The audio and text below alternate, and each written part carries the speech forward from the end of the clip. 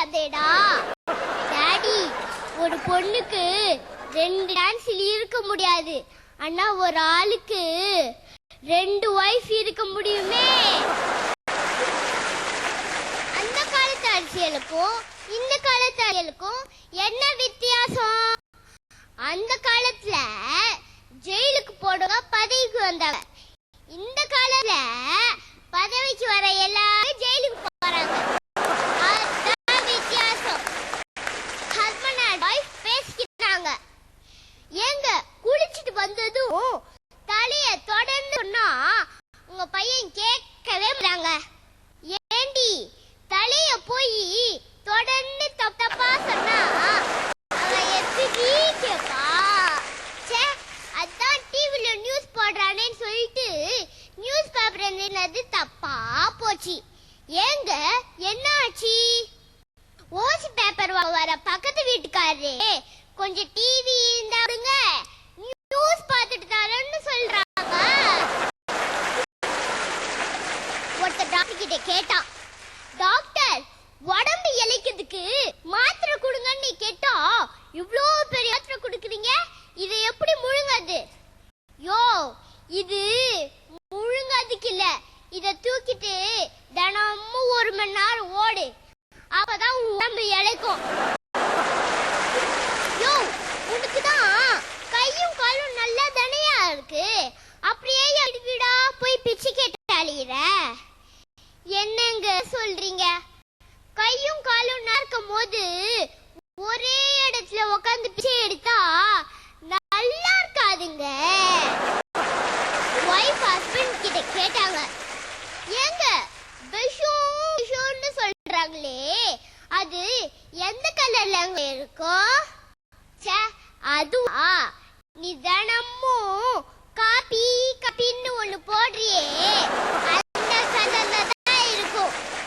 முதியோர் இல்லத்தில் ஒரு தாயின் கண்ணீர், மகனே நீ இருக்க ஒரு கருவறை இருந்தது என் வயிற்றில், நான் இருக்க ஒரு இருட்டறை கூட இல்லை உன் வீட்டில். கோயில் கட்டி கும்பாபிஷேகம் பண்ணி 1000 பேருக்கு அன்னதானம் பண்றதை விட பெரிய புண்ணியம் என்ன தெரியுமாங்க? பெத்த தாய்க்கு சோறு போடுறதுதான். பெத்த தாயும் மதிக்கணும், தாய் நாட்டையும் மதிக்கணும். நன்றி நன்றி நன்றி.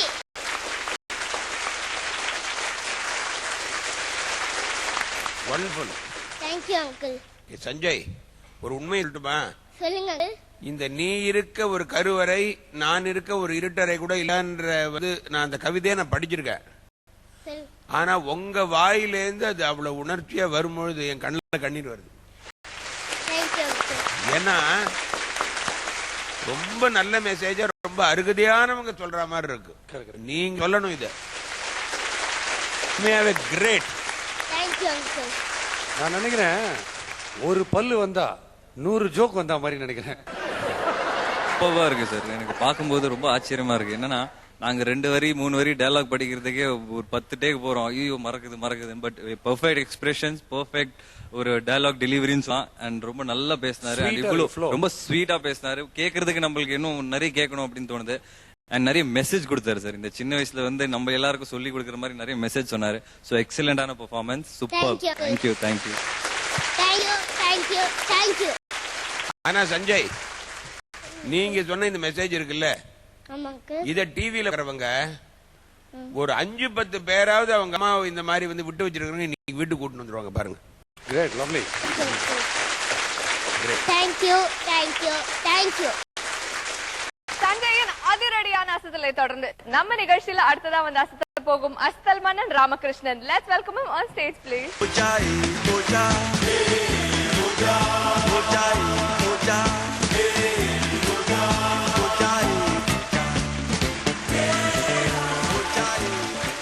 உலகமெல்லாம் எங்களுக்கு உற்சாகத்தையும் ஊக்கத்தையும் வாரம் வழங்கியிருக்கிற சன் டிவி நேயர்கள் உங்கள் அனைவரையும் வணங்கி, என்னைக்குமே எங்களுக்கு உற்சாகத்தை மட்டுமே தருகிற judge Madan Babu sir, Baski sir, அன்பு தொகுப்பாளிக்கு வணக்கத்தை சொல்லி, இன்னைக்கு நம்ம நிகழ்ச்சி சிறப்பு விருந்தினராக வந்திருக்கிறார் இளமை நாயகன் விஷ்ணு சார் அவர்களையும் வணங்கி, சார் நிகழ்ச்சிக்கு போயிடலாமா? அவசியம் போலாம்.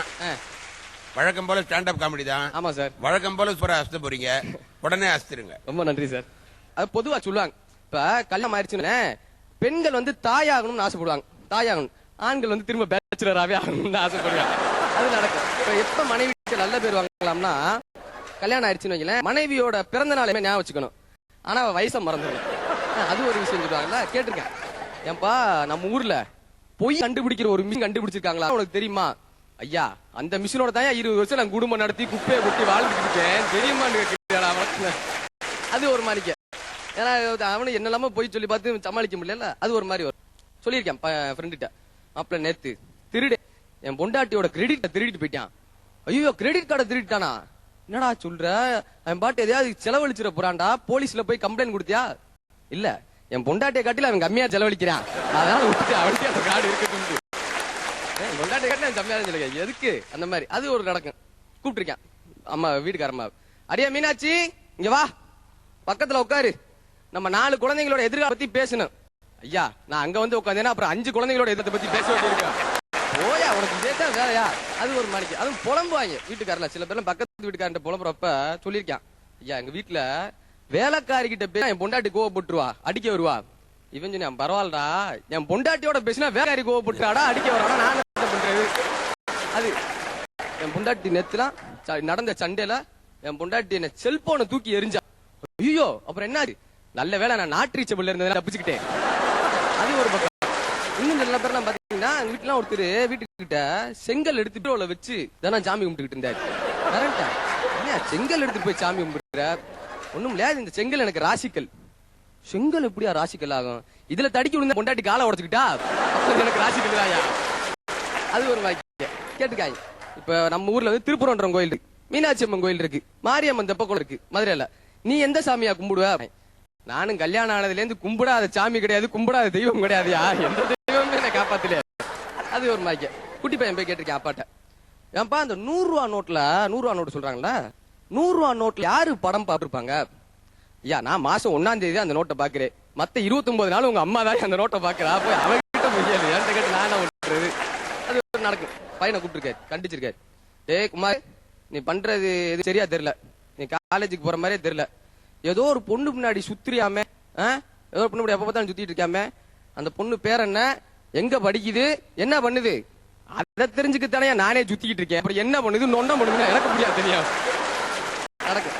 எங்க அம்மா வந்து ஓடு சப்புன்னு அடிச்சு, இந்த அப்பா கிட்ட எப்படியாட பேசுறது, பெத்த அப்பாட்ட எப்படியா பேசுறது, அப்பா பாக்குற பொண்ணை நீ கல்யாணம் பண்ணிக்கணும். அப்பா எப்ப பார்த்தாலும் நம்ம வீட்டு வேலைக்காரியத்தான் பார்த்துட்டு இருப்பாரு, அதுக்காக அந்த பிள்ளைய கல்யாணம் பண்ணிக்க முடியுமா? பொதுவா சொல்லுவாங்க காதல் ஆரம்பிக்கிறப்ப அது காதலிக்கல இருந்து ஆரம்பிக்கிறது. பொதுவா சொல்லுவாங்க காதல்ன்றது எப்படின்னா இந்த கரண்ட் போறதுல வர்ற கொசு மாதிரி, தூங்கவும் முடியாது துரத்தவும் முடியாதுன்ற மாதிரி போட்டு அடிச்சு சாகடிக்கும். சொல்லியிருக்கான். அரசியல்வாதியோட பொண்ணை காதலிச்சது தப்பா போச்சு. ஏன் 2011 உனக்கு தேவையாவேன் அப்படின்னு அறிக்கை விட்டுருக்காயா? அது ஒரு மாதிரி. வைரமுத்து அழகா சொல்லுவார், வைரமுத்து அழகா சொல்லுவார், காதலித்து பார் உன் கையெழுத்து அழகாக இருக்கும். இது வைரமுத்து சொன்னது. காதலை விட்டு பார் உன் தலையெழுத்து அழகா இருக்கும். இது பல வயிறறிஞ்ச முத்துக்கள் சொன்னது. கவிதை எழுதுகிற மாதிரி. ஒரு ஜப்பான்காரருக்கு குழந்தை பிறந்திருக்கு. முதல்ல ஒரு ஜப்பான்காரருக்கு குழந்தை பிறந்திருக்கு. பார்த்தோன்னே அவரை மாணிக்கவே சம்முக்கு சாலவாயா, ஜப்பான்காரர்ல சப்பமுக்கு சாலவாயா இருந்து பார்த்தோன்னே பேர் வச்சார் சிங் சாங் சங் முத பையனுக்கு. 2வது ஒரு குழந்தை பிறந்திருக்கு. பார்த்தா அவங்க ஒய்ஃப் மாதிரியா வெள்ளையா கொஞ்சம் அழகா இருந்திருக்கு. உடனே அடுத்த பேர் வச்சார் சங் சிங் சிங். 3வது ஒரு குழந்தை பிறந்துச்சு, கருப்பா நீக்ரோ மாதிரி வந்திருக்கு. பார்த்தாரு, பேர் வச்சார் சம்திங் ராங். காதலுக்கும் திருமணத்துக்கும் உள்ள ஒரு வித்தியாசம் சொல்றாங்க. காதலிக்கும் மனைவிக்கு என்ன ஒரு வித்தியாசம்னா, ஒரு மலையில வந்து தன்னுடைய காதலன் நடந்து வரான். உடனே ஒரு பொண்ணு பாக்குறா, ஏன் அறிவு இருக்கா, மலையில நடந்து வரைய உனக்கு காய்ச்ச தலைவலியில வந்தா என்ன பண்றது, யாரு கவனிக்கிறது, மழை நின்ற பிறகு வடக்கு வரதா அப்படின்னா. இது காதலி. ஒரு கணவன் நடந்து வரான், மனைவி பாக்குறாங்க, மலையில நனைஞ்சோன்னையும் அந்த மனைவி புலம்புனாங்களாம், பாழாய் போன மழை என் கணவன் இந்த பிறகு பெய்யக்கூடாதான் நாங்களாம். இதான் அந்த மனைவியோட பாசம். இன்னைக்குமே மனைவி நினைப்பதை கணவனும் கணவன் நினைப்பதை மனைவியும் நினைத்து வாழ்ந்தால் வாழ்க்கை என்றுமே மகிழ்ச்சியாக இருக்கும். அந்த மகிழ்ச்சியை வாரம் தந்து கொண்டிருக்கிற ஒரே நிகழ்ச்சி நம்ம அசத்த போவது யார் நிகழ்ச்சி என்று சொல்லி வாய்ப்பளித்த அனைத்து நல்ல உள்ளங்களுக்கும் நன்றி கூட விடைபெறுகிறேன். நன்றி நன்றி நன்றி. அது எப்படி இவ்வளவு விஷயங்கள் வேலைக்காரியை பத்தியும் பொண்டாட்டியை பத்தி இத்தனை சேகரிச்சிருக்கீங்க? எல்லாம் உங்ககிட்ட கத்துக்கிட்டேன் சார். அவ்வளவு இவ்வளவு கொடுத்துருக்கேன். ஆக்சுவலா இந்த மாதிரி தான் ஒருத்தர் பரபரப்பா அவங்க சொல்ற மாதிரி ஜொல்லு பேர் வழி தான் கல்யாணம் ஆயிருக்கு. சரி. பரபரப்பா வீட்டு உள்ள வந்திருக்காரு, வேற ஒரு பொண்ணை மீட் பண்ணிட்டு. அப்ப என்ன பண்ணிருக்காரு, ஒய்ஃப்ட்ட சொல்றாரு, ஒரே ஒரு விஷயம் ஞாபகம் வச்சுக்கோ, எனக்கு ஏதாவது போன் வந்தா இல்லன்னு சொல்லு, புரியுதா? கண்டிப்பா. போன் வந்திருக்கு, ஒய்ஃப் எடுக்கிற போனை, இருக்காரு. அறிவு இல்ல, இல்லன்னு சொல்லுங்க, இருக்காரு இருக்காரு. போன் அறிவு இல்ல உனக்கு, இல்லன்னு சொல்லுன்ற, இருக்காருன்ற. இது எனக்கு வந்த போனுங்க. நல்லா அவருக்கு நிறைய போன் வந்திருக்கும் போல, பரவாயில்ல. ரொம்ப நல்லது. நிறைய விஷயங்கள் நாங்களும் கத்துக்கணும் இதுல இருந்து, என்னால பண்ணக்கூடாது அப்படின்னு. ரொம்ப என்டர்டெய்னிங்கா இருந்தது. All the best. ரொம்ப நன்றி சார். நன்றி நன்றி நன்றி. நம்ம நிகழ்ச்சியில அடுத்ததா வந்து அசத்த போகும் அசத்தல் மன்னன் யாராக்கிறதுக்கு முன்னாடி ஷார்ட் பிரேக். அசத்த போவது